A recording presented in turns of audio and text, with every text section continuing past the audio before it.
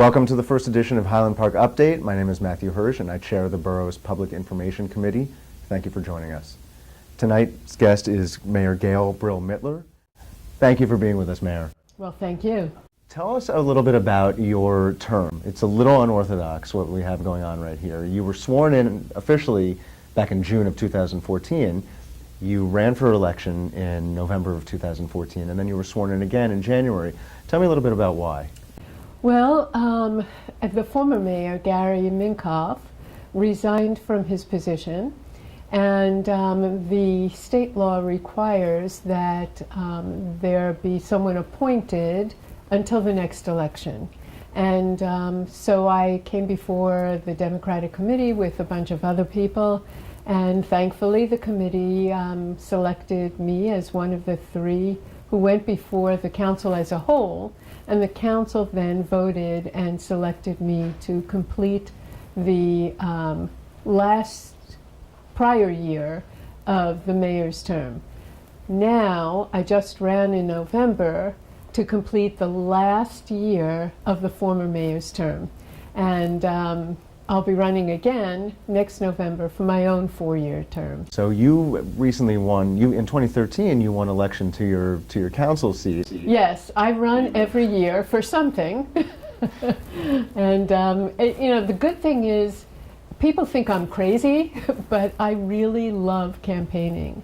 I get a chance to get out into the community, I get to meet all these residents, and we have new developments that have come on board, so I got to meet people who recently moved to the community and hear what they're looking for and try to find ways to get them involved in the borough. In January, during the borough's reorganization meeting, you gave your State of the Town address and you outlined some clear goals that you had in mind. Yes. And I just wanted to dovetail a little bit off of your campaign. How do those goals align with what you're hearing on the campaign trail? Because there's no better way, it seems, to really understand the needs of the town than actually getting out in person and meeting people and really having deep conversations. Exactly. So I imagine that those conversations informed your vision. And how do you see those two going hand in hand? Well, as I said, going door to door, you get to meet a wide variety of residents. And I had the opportunity to spend time talking to many different people. And throughout the municipality, in all of our districts, and you can get a feel for some common interests, things that are important to people, and everybody, of course, has their own areas of interest, but you consolidate some of the things that you hear to come up with a vision that also matches something that you feel is important for the municipality. So what are those things that are important for the municipality? Glad you asked that question. Matt, you know that I came to Highland Park many years ago, and my husband and I selected this community because it felt like a home. I hear that all the time from not only when I'm campaigning, it's even when I'm walking on the street. And it's important to me that the new members of our community get the same benefits that me and my family did when we moved here. So what are those things? There are 4 main areas that I've identified for my administration for the coming year. First of all, our infrastructure. Highland Park was built primarily in the 1920s. I believe most of our inner workings underground date back to 1926, 1929. And so we're living on an old infrastructure. We rely on our energy sources, particularly electricity, from PSE&G's stations in both New Brunswick and Edison. We don't generate our own electricity here. And so my goal is to find ways to be more resilient, to find ways that will allow Highland Park to have backup systems that will allow our buildings to stay lit and warm for our residents. One of the things we've recently achieved along those lines is a grant from Sustainable New Jersey to conduct a feasibility study on all of our municipal buildings and schools to see if we put solar panels up on roofs, how much of electricity will that generate in the, if we wind up once again in a situation like we were after Sandy or after the fire at the Edison substation, where some of our residents had no power for 2 weeks. By keeping our municipal buildings and schools open, we'll be able to provide warmth and shelter and even food, because each of the schools have cafeterias, to keep people fed, so that people are not as desperate as we were forced to be in the past. And, you know, frankly, with global warming, what happened in the past with Sandy may happen again. So our infrastructure is critical to me. And because it is so critical, I recently appointed a Capital Improvements and Infrastructure Task Force, which is being chaired by Dr. Clint Andrews, who is involved with the Green Urban Development departments at Rutgers. And he and some graduate students are working with this task force to determine what are the most important things for us for our growth. I'm concerned about our growth. Growth is a good thing. I'm happy we're growing. However, we have to plan for it. We have to be ready for it. With all the new development that we're seeing already accepted, and some that may be in the works, we could have close to a 12% increase in our population in the next few years. We have to be ready for that. What type of actionable items do you anticipate coming out of that task force? I mean, as far as, you know, short-term, long-term, I would imagine that their recommendations are going to be pretty extensive. Well, I hope so. They'll be looking at everything. They'll be looking at our current buildings. They'll be looking at our sewer systems. They'll be looking at our garbage collection and our trucks. They'll be looking at the roofs on all of our buildings. Once they come out with their report, we'll be able to prioritize a list and determine what are the most important things for us to attack first. And that's how we'll proceed. Recently, NJ Spotlight highlighted an apartment complex here in town, Orchard Gardens. Yes. Can you tell me a little bit about that? Because that seems in line with Highland Park being the first green community, and also it seems that would be an indicator of what some of the task force might recommend. Yeah, very exciting. And you know, when private enterprise reflects the goals and the mission of a public entity like the municipality here, it's very exciting, and it bodes well for the future of our community.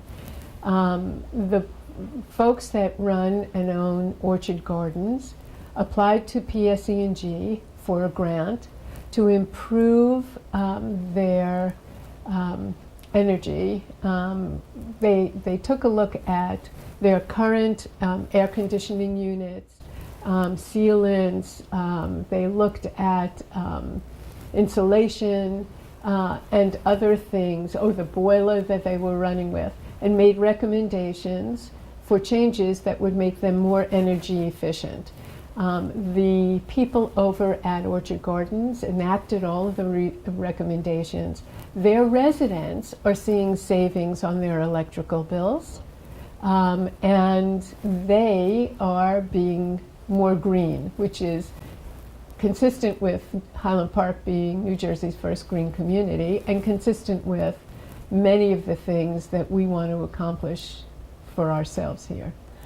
So infrastructure was one of the top things on our list for the coming year. There are other things that we're concerned about. So, for instance, controlling our taxes. I'm not going to say we're going to lower taxes. That would be a magical feat. But one of the things we need to do is look at ways to control the increases in our taxes. Over the years, well, basically, our taxes are broken down in several areas. The bulk of our taxes go to our schools. It's over 60%. Some of our taxes go to the county, some go to the state, and some stay with the municipality. Over the years, the state has cut back in funding for our schools at a dramatic rate, millions and millions of dollars. Not only our school, but all of New Jersey's schools. That puts more of the burden on state taxes to continue to have the superb school system that we have in Highland Park.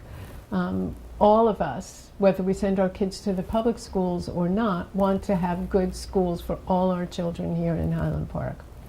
So we have to make up the difference in some ways. Additionally, there's a 2% cap, as you probably know, on municipal spending. And so we're limited to how much we can spend every year. And yet the needs continue to grow. Our population grows.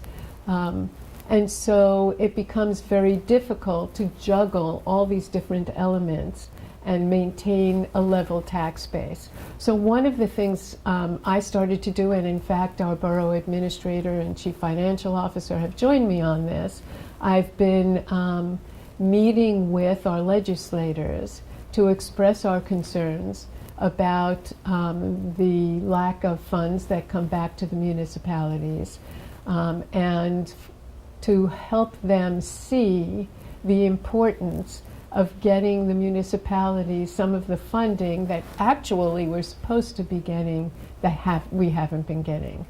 So we've met with several of our legislators, and I plan on continuing to do that.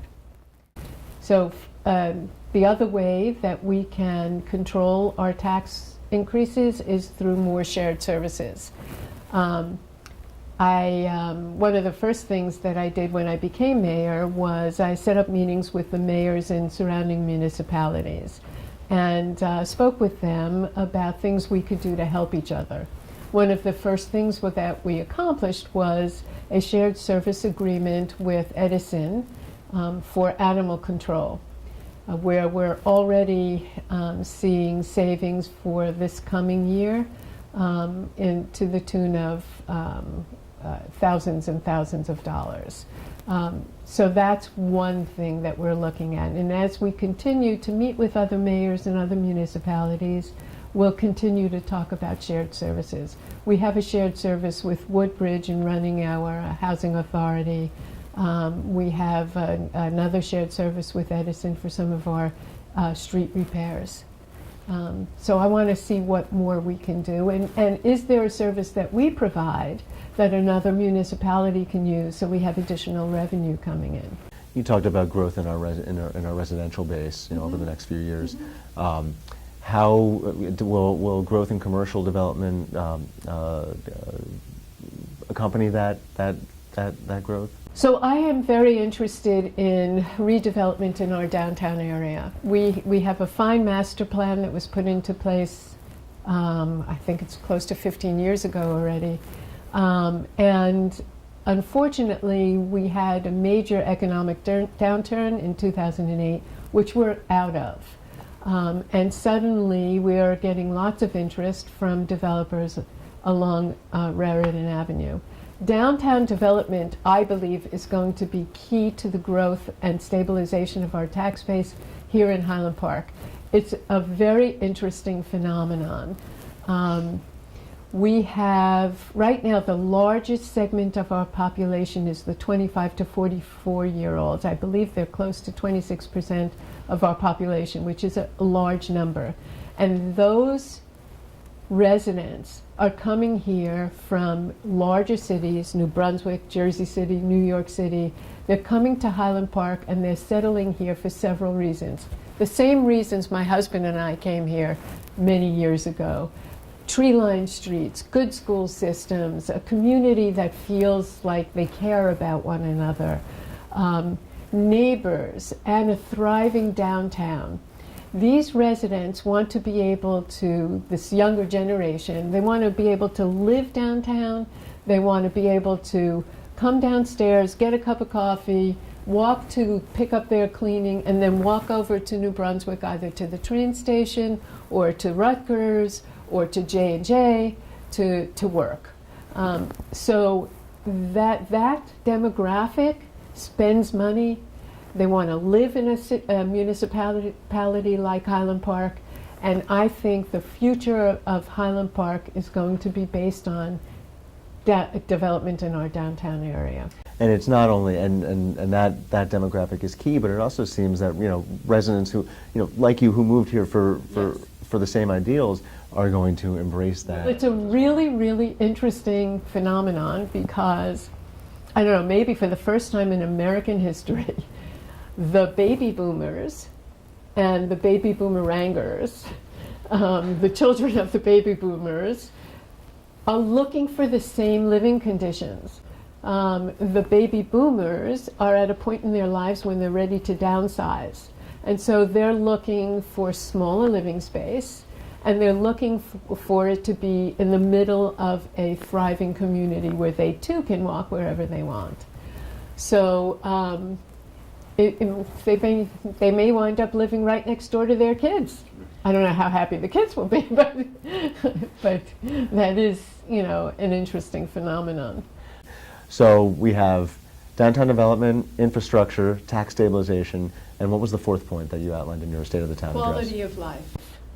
We have some excellent services for our seniors.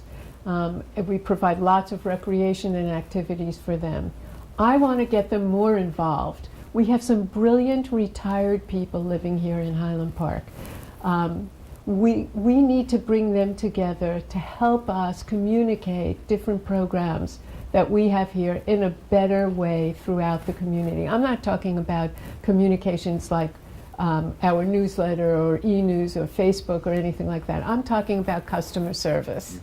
For instance, I would like to pull together a group of seniors who can learn the processes that are established by our zoning department, our zoning office, for how to add a deck to the back of your house.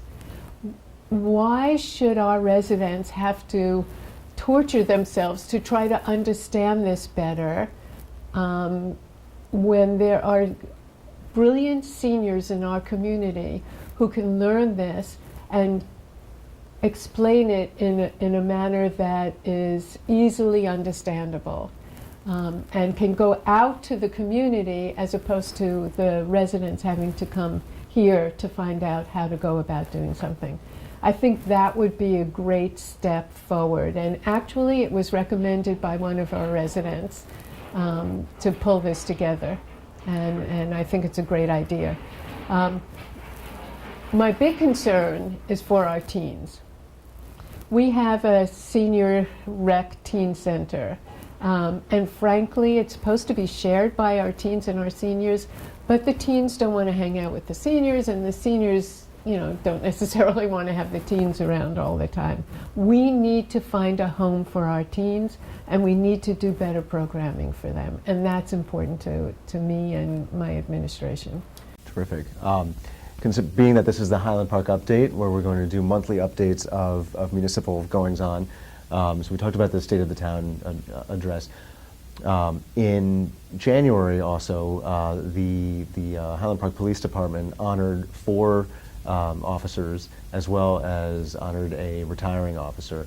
At this time in this country where relations between the residents and the police is critical for a healthy, thriving community, what does it mean for you and your administration, but also for as a community member, to have strong ties between police and residents? So I have to tell you that in so many ways Highland Park is unique, and I think our police force and their relationship with the bulk of our community is also unique. You may or may not remember the first march that occurred here in Highland Park after the Ferguson incident.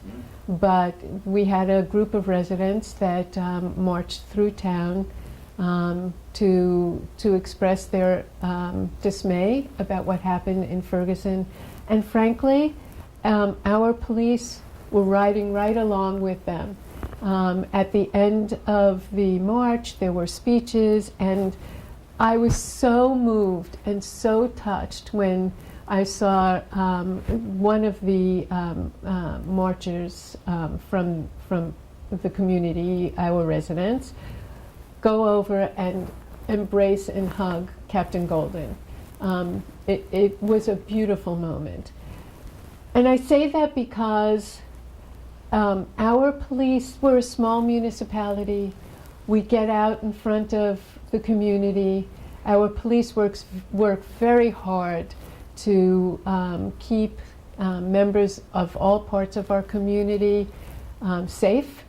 And I think that we have the workings of a very good relationship between ourselves and the police department. And in fact, the new teen program that we're working on is a joint venture between the police and our teenagers.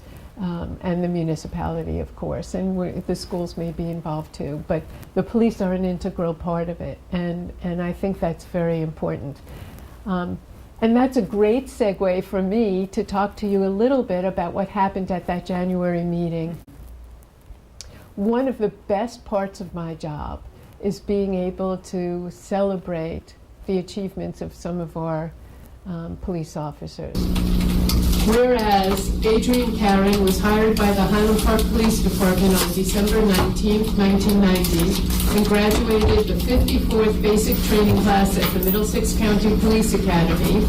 And whereas Adrian Karen was assigned to the Patrol Division upon her graduation in May of 1991 from the Police Academy, and whereas Adrian Karen at various times throughout her career with the Highland Park Police Department was assigned to work in the Detective Bureau, and whereas Adrian Karen had previously served on the Mayor's Wellness Committee, and whereas Adrian Karen has served as a member of the Blue Mask Committee, and whereas Adrian Karen has served terms for PBA Union as treasurer and alternate delegate, and whereas the borough and residents of Highland Park wish Adrian happiness for many years to come with her sons Connor and Riley, now therefore I, Gail Brill-Mittler, Mayor of the Borough of Highland Park, do hereby proclaim Adrian Karen devoted employee and true friend of Highland Park.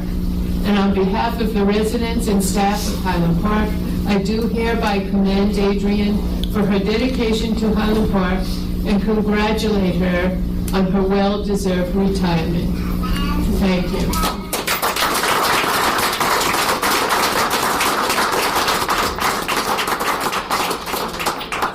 Whereas between September 28, 2014 and October 3, 2014, there were 3 robberies committed in the borough of Highland Park.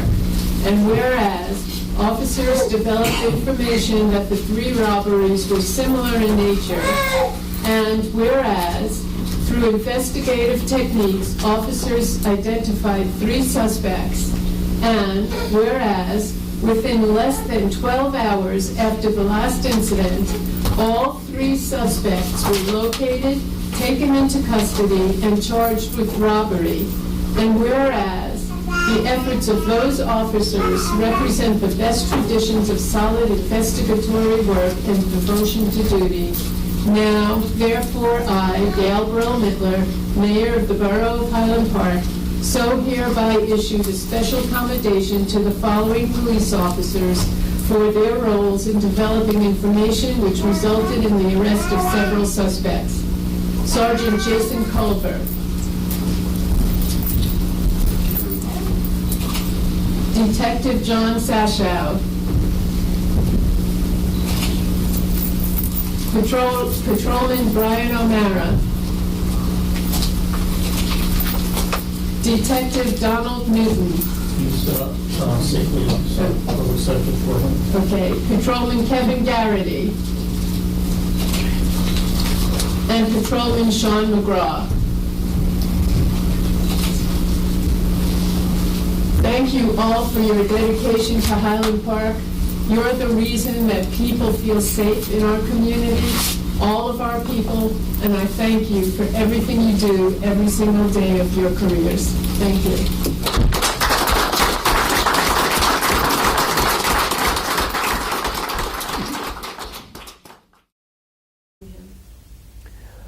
You know, one of the amazing things for me about Highland Park is how involved people are and how up-to-date people are as far as just what's going on and how Yes. kind of keyed in the residency is. There's a highly engaged residence base here, and I know that's a big part of your incumbency, and I know that's a big part of your vision as mayor is to engage people, is to build a volunteer base. You've laid out that you've appointed several task forces to get, you know, who are composed of residents, you know, Right. on a voluntary basis. How else do you see, you know, in your time as mayor, even engaging people more, getting people involved at the municipal level? Well, you know, I talked about the senior program. That task force, I think, would be a great thing. The volunteers are the lifeblood of our community because we can't make things happen by ourselves. We have some committees, commissions, some of which have openings and vacancies. As I go around and meet people, and I love being out on the streets in Highland Park, not so much in the winter, but when you're even sitting outside at one of our restaurants in town, and you have a chance to stop and talk to people, it's a wonderful thing. And what I do whenever I do meet people is find ways to get them engaged. We have listings of committees and commissions with vacancies that are on our website, but we also have kiosks that we've put up in key areas of town where anything that goes out on our website or out via email or e-news gets put up on these kiosks. Some of our residents aren't signed up for our messages, and many of our residents are seniors and other people don't have computers at home. And so getting the word out the old-fashioned way is another way of getting people involved. Excellent. And for those of you who do not receive notifications from the borough, you can sign up. You can sign up your cell phone number or your email address at www.hpborough.com. Mayor, thank you very much. This has been a wonderful first edition of the Highland Park Update. Thank you to Gary Leslie and HPTV for facilitating this, and we look forward to our February update. Thank you. Thank you, Matt.